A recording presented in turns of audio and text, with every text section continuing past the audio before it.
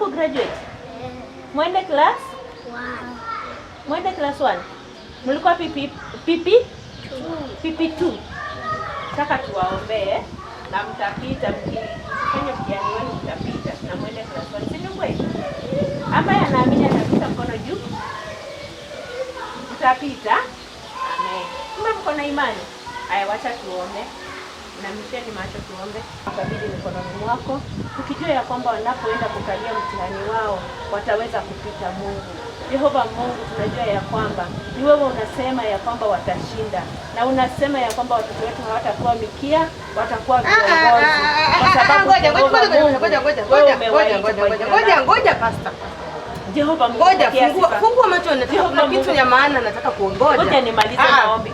Jehova Mungu, sikienda kwa wazazi au watu wetu, nikitaka tu mtu hapa na sikiza venye nakwambia. Huyu hakuna haja tu. Wewe mama, kwa nini imani yako una imani? Huyu hakuna siku tangu nimpeleke kuanzia mkiwa mdogo mpaka sasa. Wacha tumalize maombi. Hakuna siku amekuwa na mambo. Wacha nimalize maombi. Usiseme mambo ya kichwa hapa. Wacha tumalize maombi alafu utania. Usiseme mambo ya kichwa hapo. Wacha huyo inakonga tumachia kila wakati.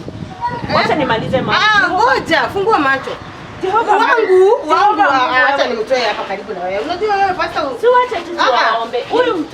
Huyu mtoto hakuna siku yeye tu kila wakati mimi namjua vizuri, ni mtoto wangu.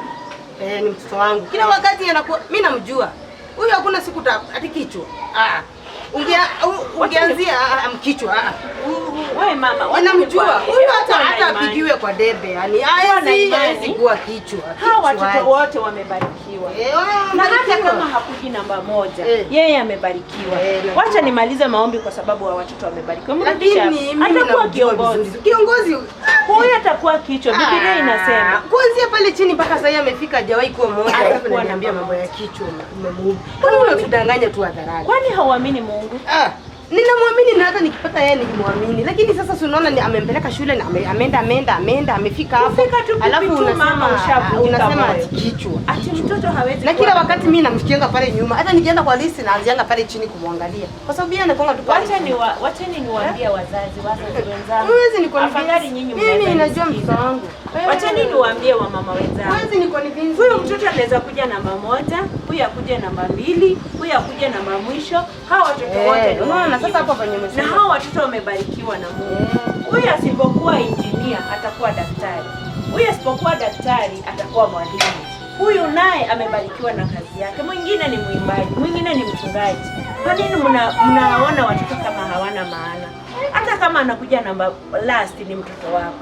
Mpende tu. Mpatie upendo ambao unapatia mtoto mwenye anafanya vizuri kwa masomo. Wengine washikanishi vitu. Watoto wote wamebarikiwa mama. Wamebarikiwa. Kwani imani yako iko wapi? Nimemwombea hakuna mabadiliko. Imani iko wapi mama? Nani nasari tu tunafika moyo. Wafanani kila watoto wetu watakuwa viongozi. Mnaamini hivyo? Watoto wetu watakuwa baraka. Mnaamini hivyo? Mimi nataka kuongea na mzazi ambaye ako hapo nje, ambaye mtoto wake labda hajakuja namba 1, hajakuja namba 2, anavuta mkia huko nyuma. Huyo mtoto amebarikiwa. Kuna kile kitu Mungu ameweka ndani yake. Wacha tusione tudharau watoto wetu ati kwa sababu wengine wanapita wengine hawapiti. Watoto wote ni wa maana. Kuna yule ni daktari, kuna yule ni mwalimu, kuna yule ni mwimbaji, kuna yule ni mchezaji mpira, kuna yule ni mkimbiaji, na watoto wote wamebarikiwa. Wacha tupende watoto wetu kwa upendo sawa.